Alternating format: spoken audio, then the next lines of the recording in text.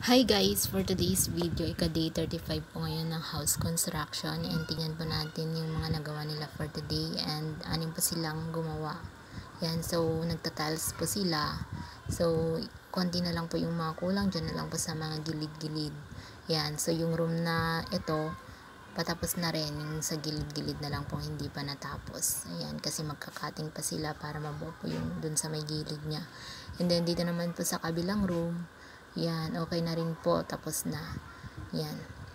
So, for today, day 35, tapos na po yung tilesing sa dalawang room. And then, konti na lang po dito sa may part ng kusina. Ayan. So, dito naman po sa may banyo, dito sa may CR, na tiles na rin po pero hindi pa po natapos. Yan, din na lang din po sa may gilid-gilid ang hindi pa natapos.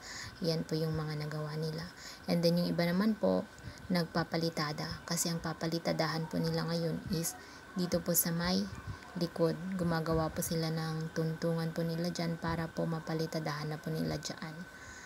Yan, para matapos na po yung buong bahay, matapos na po yung palitada niya mula sa loob hanggang sa labas. Yan na lang po yung natira, and then konti po sa dun sa may harap. Yan po. So, dito naman po sa part na to, dyan po yung gagawin po nilang septic tank, pero hindi pa po nila tinuloy kasi iba po yung gagawa dyan.